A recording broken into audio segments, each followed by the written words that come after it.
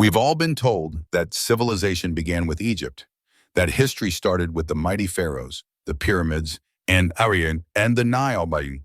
But what if that's not true? What if Egypt wasn't the beginning, but the aftermath of something even older?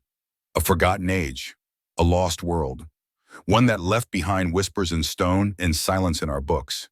You see, the story we're taught it starts around 3100 BC with the first king of unified Egypt, Narmer. He's the one you see on museum walls holding a mace, wearing the white crown. But here's where things start to feel off. Because buried deep within temple texts, hidden in weathered inscriptions and dismissed by scholars, is a very different story. One that speaks of gods who ruled before men, of immortal beings who walk the earth. Not as myths, but as kings. Not in fairy tales, but in lists, timelines, records. This isn't conspiracy.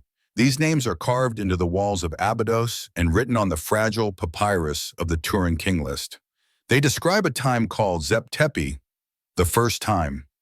A golden age when beings like Ta, Ra, Thoth, and Osiris didn't just rule from the sky, they ruled from thrones. This version of history doesn't fit in textbooks because it doesn't begin with humans. It begins with something else. And this is where everything starts to crack. If the ancient Egyptians, the very people we admire for their knowledge, astronomy, architecture, believed that gods ruled before them, why do we ignore it? Why do we treat it as metaphor, while trusting the rest of what they left behind? Let me ask you this. How did the earliest dynasties already have advanced mathematics, medicine, and spiritual systems? How did they align temples with stars, construct massive granite obelisks, and build on a scale we still can't replicate? Did they really just figure it out? Or did they inherit something? Something passed down from an earlier race, from the followers of Horus, the Shemsu Hor. Who were they? That's where the mystery deepens. Because these followers weren't just loyal priests or tribal leaders. They were said to rule before the pharaohs. For thousands of years, their reign is listed before the kings. Their names are partially lost, their legacy almost wiped. And yet, they're mentioned again and again, in myths, in stone, in silence. And maybe, just maybe, that silence isn't an accident. Maybe it was designed. Maybe someone or something made sure we forgot. Because if we remember who came before the pharaohs, we start to remember something bigger. A timeline that stretches beyond what we've been told. A civilization that didn't rise from sand, but fell into it. And that's the journey we're on. To follow the faint trail they left behind. To step back into the lost age before dynasties, before temples, before Egypt even had a name. A time when gods walked among men. And history, true history, was still being written in the stars. Let's go back, way back. Not to the pharaohs, but before them. Before pyramids, before dynasties, before human kings ever sat on a throne. The ancient Egyptians had a word for this forgotten chapter. Zep Tepi, which means the first time. To them, Zep Tepi was not a metaphor. It was a real era, a golden age when the gods themselves walked the earth, not as spirits in the sky, but as rulers of flesh and blood, builders, creators, lawgivers, masters of science, magic, and truth. They ruled from sacred cities like Heliopolis and Abydos. They established order, spoke the original laws of Ma'at, and shaped the world we inherited. Now here's where things get interesting. When we think of gods like Ra, Ptah, Thoth, and Osiris, we usually place them in the realm of myth, stories for priests and parables. But the ancient Egyptians didn't do that. They placed these beings in king lists. They recorded their names right alongside human rulers. Not just in temples, but on official scrolls like the Turin king list, the Abydos table, and fragments left behind from lost archives. And these lists are not vague. They give dates, reigns, successions. They say Ra ruled for thousands of years, then Shu, then Geb, then Osiris, each passing the throne to the next, not myth, monarchy. So why would a civilization as advanced and disciplined as Egypt, one that measured stars, tracked seasons, built cities in alignment with the cosmos, suddenly mix fantasy into royal records? Unless they didn't. Unless what they were telling us wasn't myth, but memory. A memory passed down through priests and keepers of sacred time. A story too old, too vast to fit our modern view of history. And maybe that's why we ignore it. Because Zep Tepi stretches our timeline to its breaking point. It forces us to ask uncomfortable questions. If the gods were rulers, who were they? Were they symbolic? Alien? Ancient humans far more advanced than we are taught? Or were they the last survivors of a lost civilization that came before the flood? Before the desert swallowed their cities? Before history even began? According to temple carvings, Zep Tepi began after a great cataclysm, a time of chaos when the world had to be reshaped. Sound familiar? Almost every ancient culture tells the same story: a flood, a fall, a divine age followed by darkness. The Greeks spoke of a golden age before mankind. The Sumerians listed kings who reigned for thousands of years before the flood. And here we are again, with Egypt saying the same thing. The first time, the true beginning, wasn't 3100 BC. It was long before that. And those gods, they weren't just imagined. They were remembered. Thoth, the god of wisdom, was said to have written thousands of books, hidden beneath temples, holding the secrets of the universe. Osiris, the god king, taught agriculture, justice, and resurrection until he was betrayed. Ra, the solar creator, traveled across the sky not in myth, but in his bark, a ship. And Ptah was the master architect, the one who thought the world into existence. He didn't fight for power. He built reality through the word. Each of these beings shaped not just Egypt, but the entire concept of civilization. But something happened. Zep Tepi ended. The gods retreated. Their rule passed to semi-divine beings, the Shemsu Hor, or followers of Horus, and finally to human kings, beginning with Narmer, the first pharaoh of Dynasty 1. But by then it was already a legacy, already a memory. The first time was over, and what was left? Fragments, rituals, symbols, and stone records that don't match the history we're taught. That's the tragedy of Zep Tepi. Not that it never happened, but that it was erased. Because if we accept that history began with gods, we have to rewrite everything. We have to face the possibility that what we call myth was once the truth. And maybe deep down, that's what the ancients were trying to preserve. Not fantasy, but a warning. Civilization didn't rise once, it rose before, and it fell. So when the priests whispered about Zep Tepi, when they carved those names into stone, they weren't telling bedtime stories. They were telling us where we came from and what we've forgotten. Let's go deeper now. We've already walked through Zep Tepi, the first time, that mythical age when gods walked the earth and ruled over an ancient world lost to time. But what happened after the gods stepped back? They didn't just disappear, they handed over their power not to regular humans, but to a mysterious group rarely spoken of in history books. They were called the Shemsu Hor. Translated from ancient Egyptian, that name means the followers of Horus. But they weren't just religious followers. According to ancient records, they were rulers, they were guardians, and they were something more than human. The Shemsu Hor appear in some of the oldest and most puzzling documents from ancient Egypt. You can find them on the Turin King list, a document that outlines the rulers of Egypt, not just from known history, but from a time before recorded time. The list begins not with human kings, but with gods who ruled for thousands of years. Then it names the Shemsu Hor, and finally it leads to the first mortal pharaohs we recognize, starting with Narmer. What's strange is how precise this document is. It tells us that the Shemsu Hor ruled for 13,420 years before the dynastic kings. Let that sink in. That's over 10,000 years, completely ignored by modern history. Now, why would the Egyptians record something so specific unless they believed it was true? Some say the Shemsu Hor were simply priests or tribal leaders mythologized over time. But there are deeper stories, ones the temple walls whisper only to those who listen. The Shemsu Hor were described as taller, wiser, and more advanced than the humans who came after. They were said to hold the sacred knowledge of the gods, passed down directly from Horus himself. the sky god, son of Osiris. Some legends suggest they lived longer lives. Others say they came from somewhere else, not necessarily the heavens, but maybe from a previous world. A civilization before the flood, before the sand covered the ruins, before memory became myth. But here's the question: why erase them? Why would a group that was supposedly so crucial, that bridged the gap between divine and mortal, be so easily dismissed by scholars today? Maybe because they don't fit. They don't fit into the linear story we've been told about how civilization began. They hint at something older, something designed. The Shemsu Hor were believed to have possessed advanced understanding of astronomy, architecture, and sacred science. They weren't just caretakers of temples.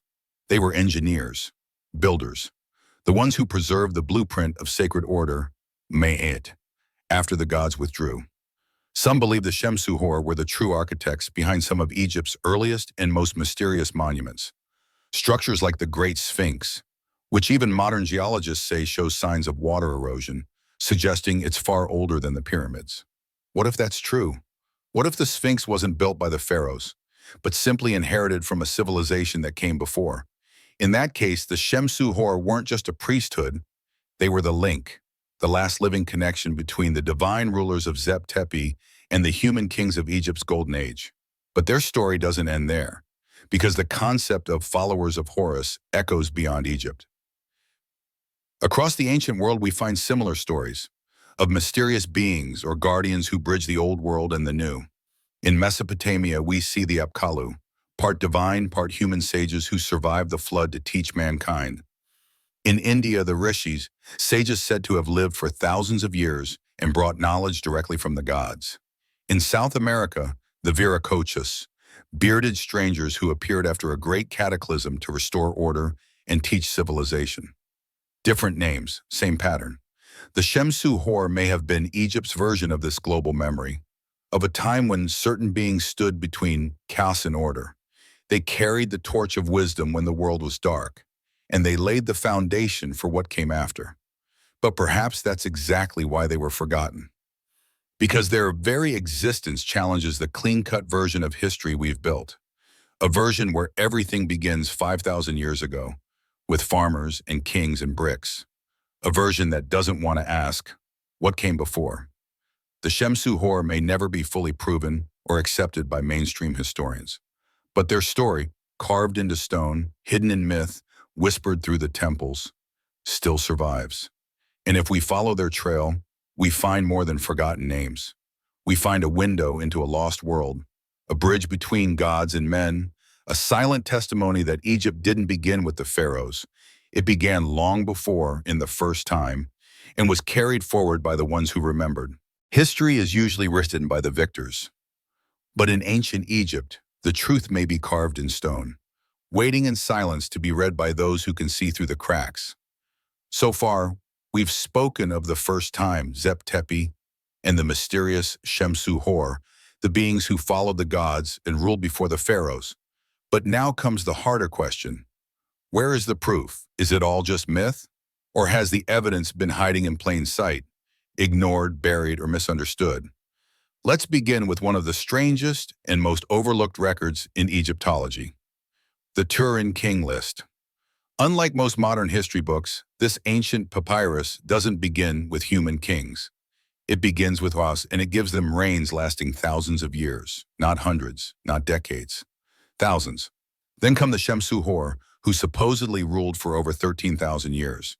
This isn't poetry, this is a king list, a bureaucratic document. Yet mainstream historians often treat it as symbolic or fictional. But why would ancient scribes trained to preserve precise information include such details if they were meaningless? The Abydos King List adds another layer to this mystery. It sits carved in a temple built by Pharaoh Seti I. But unlike the Turin Papyrus, the Abydos list skips over certain dynasties, and scholars have puzzled over why. Could this selective memory be intentional? Could it hint at a deeper agenda, to hide or reshape the past? Because something doesn't add up when we compare what's written with what was built. Take the Osirion in Abydos. This isn't just another temple. It sits below the level of the Seti temple, as if it came from an earlier time. And it looks different, far more massive, mysterious, and advanced. Giant granite blocks, some weighing over 100 tons, are fit together with shocking precision, not decorated with ornate carvings like later temples, but raw, powerful, and exact. Here's the real twist. The Osirion doesn't match the style or technology of the 19th dynasty. It feels older, far older. Mainstream Egyptologists attributed it to Seti I, but there's no solid evidence he built it, only that he found it, and built his temple nearby, possibly as an act of reverence. Many researchers believe the Osirion might be a remnant, a survivor, from the pre-dynastic age, the age of the Shemsu Hor. And then there's the Great Sphinx, the most iconic monument in Egypt, and perhaps the most misunderstood. For decades, it was assumed to have been built by Pharaoh Khafra around 2500 BCE. But there's a problem. The Sphinx shows signs of water erosion, deep vertical channels and rounded surfaces that don't come from windblown sand. They come from heavy rainfall, rain that hasn't fallen in the Egyptian desert for at least 7,000 to 9,000 years. That means the Sphinx may have been carved long before the pharaohs ever ruled, long before Egypt became the Egypt that we know. And it gets more puzzling. The head of the Sphinx is too small for the body, out of proportion.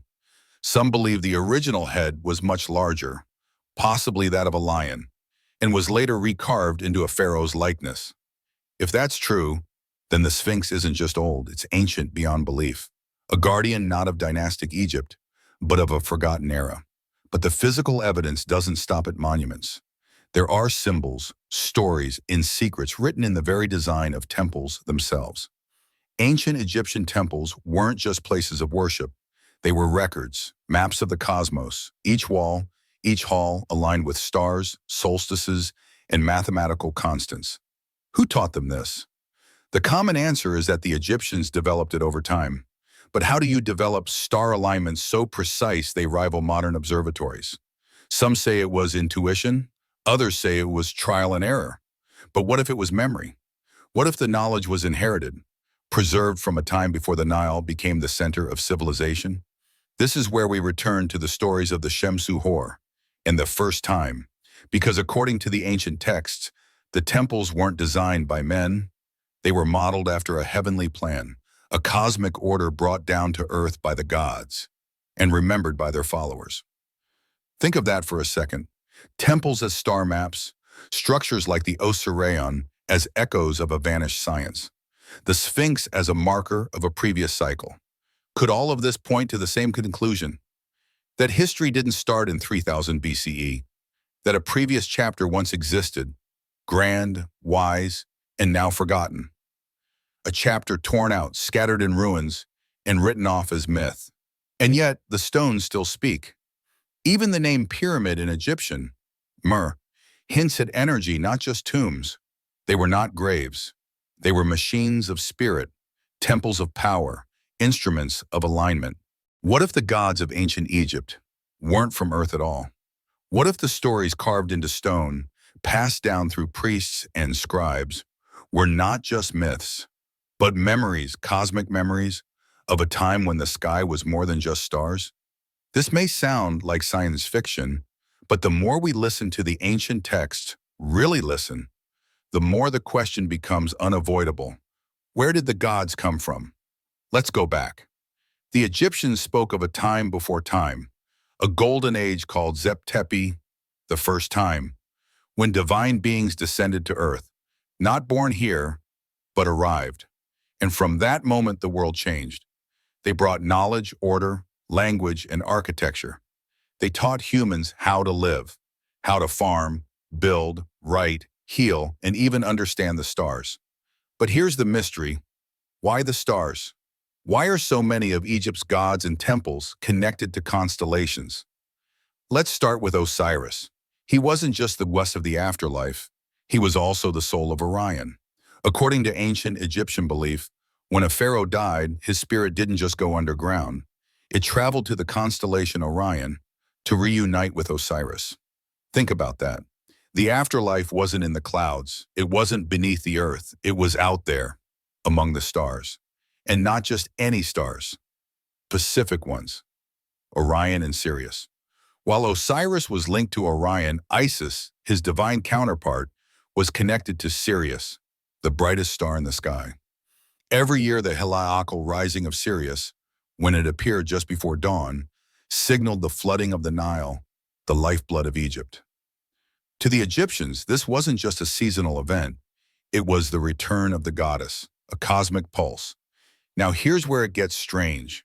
The Great Pyramid of Giza, the most studied monument on Earth, is aligned perfectly with Orion's belt. Not roughly, not approximately, perfectly. 3 pyramids, 3 stars, laid out on Earth the same way they appear in the sky. What does that mean? Did they build upwards to mirror what was above? Or was the intention something deeper, to connect, channel, or communicate? Even the shafts inside the Great Pyramid, narrow tunnels that seem to go nowhere, point directly to Orion and Sirius at the time the pyramid was built. It's almost like the entire complex was a message meant not just for Earth, but for the stars. But we're just getting started. Let's talk about Thoth, the god of wisdom, of writing, magic, and time itself. Some texts say he came from a distant realm, that he arrived in Egypt to restore balance after chaos. The Emerald Tablets, a mystical text said to be written by Thoth himself, tell a story that sounds less like mythology and more like interstellar history. He speaks of arriving from the flames of space. He describes flying ships, chambers of knowledge, and the rise and fall of civilizations across ages. Now, whether you believe these tablets are literal or symbolic, one thing is clear. The ancients believed their gods were not bound by Earth. They came from elsewhere. They returned to the stars, and they left knowledge behind, hidden in symbols, temples, and stories. But if these were just metaphors, why go to such lengths? Why build massive stone temples that align with the constellations? Why track Sirius so precisely that it influenced the calendar, the harvest, and even the rituals of kings? Why teach that death was not an end, but a journey across the stars? Here's another thread to pull. In the ancient Egyptian language, the word for star was often linked with soul. A soul wasn't just something you had, it was something that could travel. Something that came from and returned to the heavens. They believed we were not separate from the cosmos, but part of it, and maybe, just maybe, the gods weren't the only ones who came from the stars. Some traditions hint that we did too, that humanity has forgotten its origin, that we've been living in a kind of amnesia, a fall from memory, but the temples, the pyramids, and the myths, they weren't just built to worship, they were built to remember, to keep the cosmic door open. And here's something even more mind-bending. Modern science has shown that many of the elements in our bodies, carbon, oxygen, iron, were forged in stars. Literally, we are made of stardust. So maybe the ancients weren't wrong after all. Maybe their poetry was science in disguise. Maybe Osiris wasn't just a myth. Maybe Thoth wasn't just a fable. Maybe they were real beings, or memories of real beings, that came to Earth in an age long lost. And maybe the sky still holds the keys, because even now, scientists are discovering new links between ancient monuments and celestial alignments. They're finding that cultures across the world, not just in Egypt, but in Sumer, India, Mesoamerica, all look to Orion, to Sirius, to the Pleiades. All told stories of sky gods, all built structures that tracked the stars with impossible precision. Different lands, different languages, same stars, coincidence or collective memory? Here's one final thought.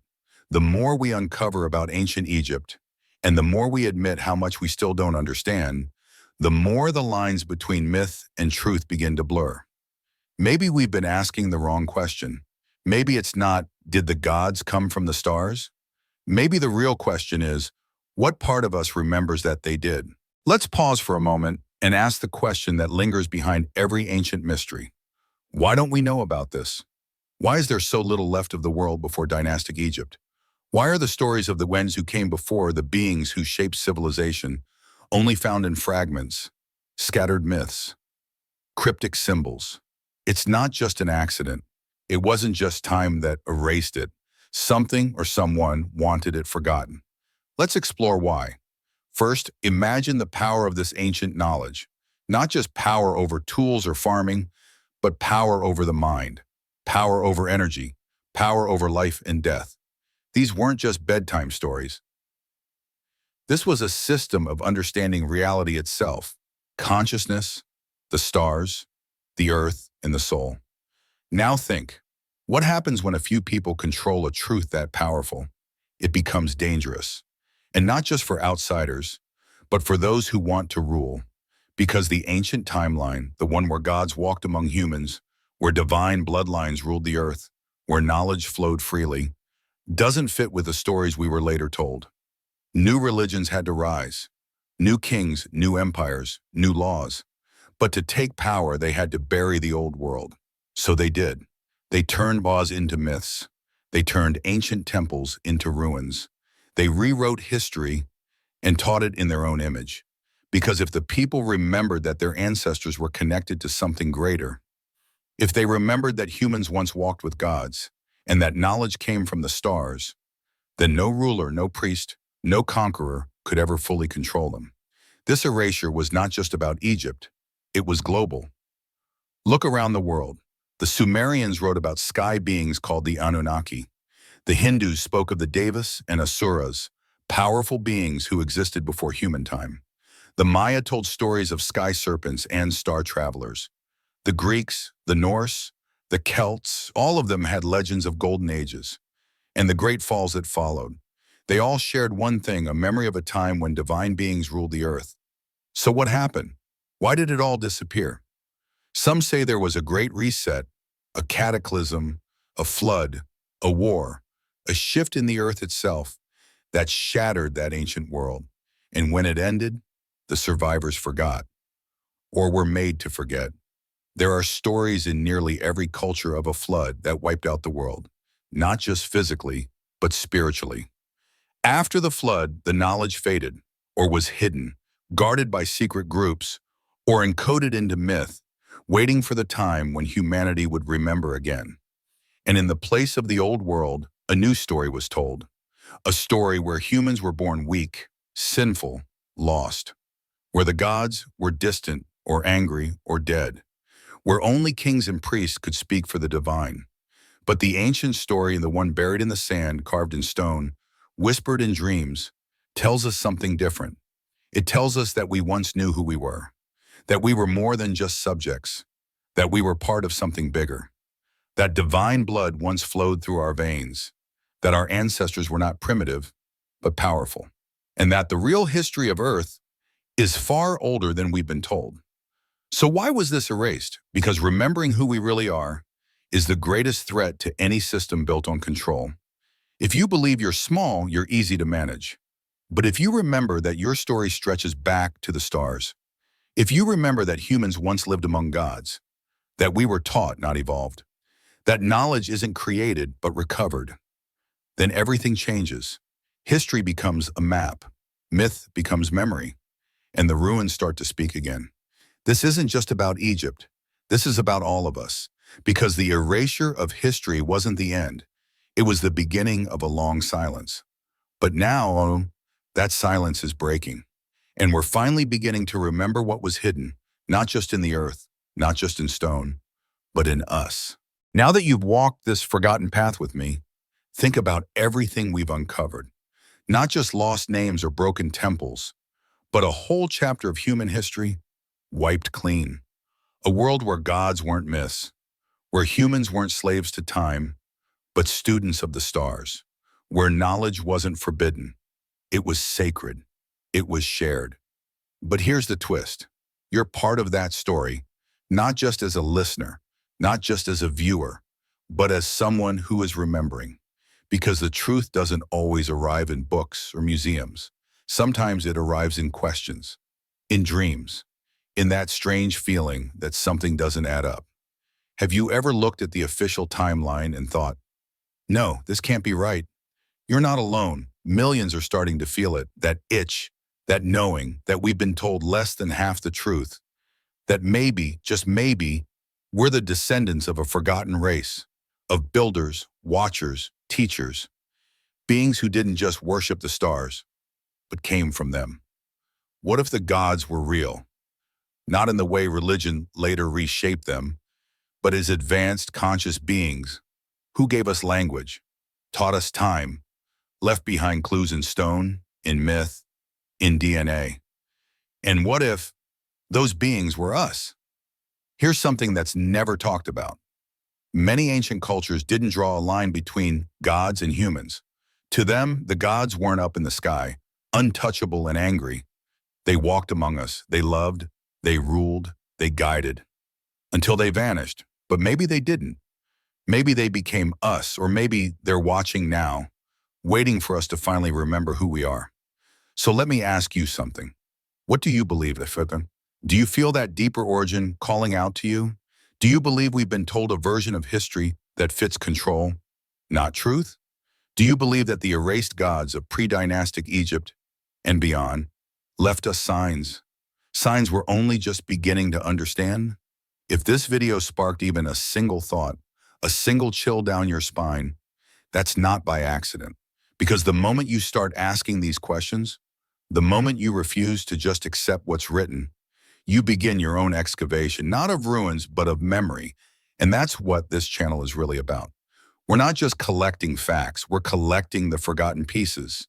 And every comment, every shared theory, every single like helps bring those pieces together.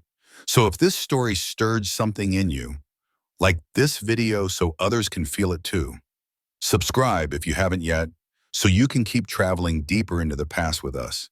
And most importantly, tell me what you think. What do you feel about the gods before Egypt? Do you think they were real beings? Do you think the timeline we've been told is broken? Or worse, deliberately broken? Your thoughts matter. They help shape this journey. Because this channel isn't just about me telling stories. It's about us remembering together. Together, we're building a new timeline, a more complete one. One that doesn't just tell us where we've been, but where we're going. And if you've made it this far, it means you're part of that. This isn't just a video. This is the beginning of truth rising again. So keep digging, keep asking, and keep remembering. Because what they erased, we are now rebuilding, piece by piece, truth by truth. The forgotten gods may have vanished from the books, but not from us. We carry them in our questions, and now, in our voice.